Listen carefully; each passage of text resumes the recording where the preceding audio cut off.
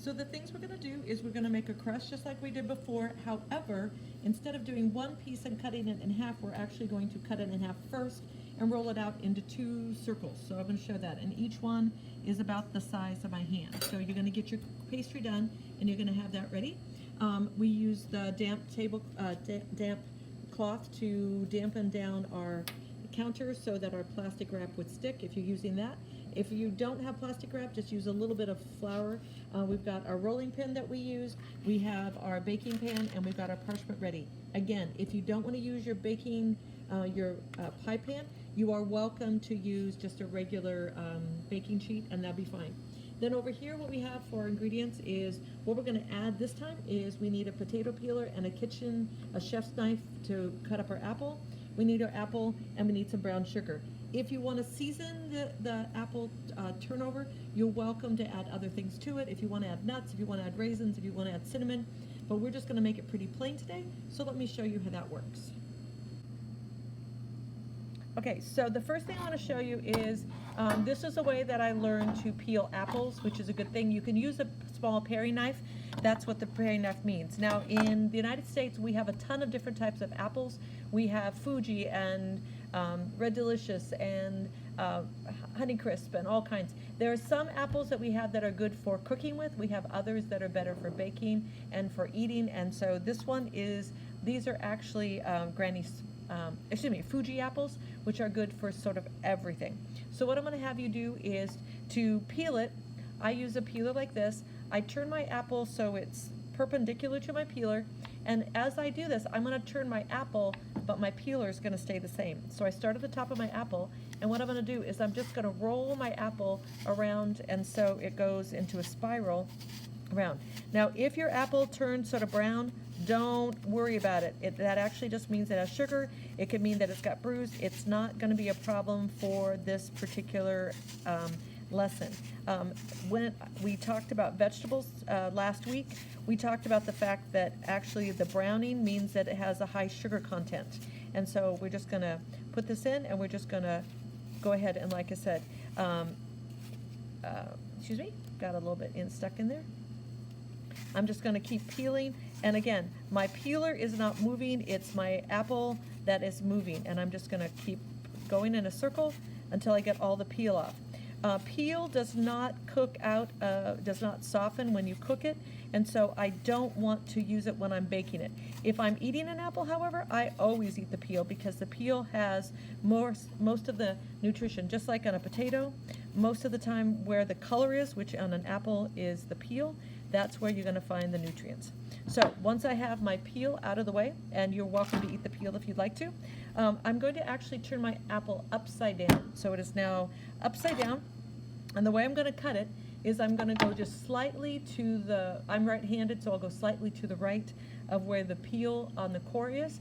If you're left-handed, you'll go slightly to the left of it. And what I'm going to do is just go straight down, so that right now I've opened it up, and I'm going to lay that flat. I'm now going to lay my apple flat so that I'm taking the flat side here, and I'm going to put that down. And I'm going to do the same thing again. I'm going to look where my core is, and I'm going to go slightly to the right of my core so that I can actually push this down and make it so I have another piece of apple right there. I'm going to keep turning it over again, and again I'm going to go slightly to the right of my core. And so when I get done, I'm going to actually have a square core of apple left over, and just put that off to the side because I don't need that anymore. And then what I'm going to do is I'm just going to cut my apple in thin slices like this. You could, at this point, you can cut it however you would like it. If you want it into chunks, you can do chunks. If you want wedges, you can do wedges. I'm actually going to do slices, and I'll show you why in just a moment. When you are doing apples, please be careful with them. I always put the pieces so that they're flat, so it's not rolling on me. Sometimes people forget to do that, so I'm just cutting through my apple, making them nice thin slices. Apples have a thing in them called pectin, which is a natural thickening agent. They actually harvest pectin from apples to use, so like if you've ever made jam or jellies, you will actually buy pectin. It's a product that comes from naturally in fruits like apples. And when I make a pie, I don't have to add, if I were making just an apple pie, I wouldn't have to add any flour or cornstarch or anything to thicken my pie, because apples have enough thickening on their own. I mentioned a little earlier that there are different kinds of apples that we use for different things. Oregon and Washington are the #1 growers in the United States for apples. Other parts of the world don't understand why we have so many, but we have tons of apples. Some are for juice, some are for flavor, some are for baking, some are for eating raw. We have all kinds of apples. And so what I'm going to do now is I am going to bring over I'm going to get rid of some of this stuff. I'm going to bring over one of my round crusts that I had. So I've made my round crust, that I showed you earlier. I'm going to lay this down on my board, and I'm just going to put my apples on, and I'm going to arrange it so that they take up about half of the space on my apples. So my crust. So I'm just going to keep laying them here until they fill up, like I said, about half.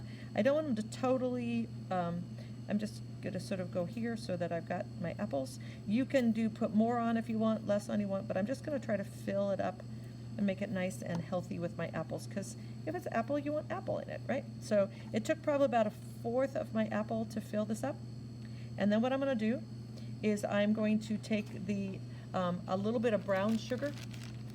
You could use white sugar, you can use a drizzle of molasses, you can use whatever you'd like, but I'm just going to put a little bit of brown sugar over the top. As I said, you could put cinnamon, nuts, raisins, whatever. I'm going to take half of my crust over the other side, and I'm going to seal the edge of my crust, and I'm going to seal that all together there. And then this is going to be a little, like just a little hand pie. I can stretch my crust slightly if I need to.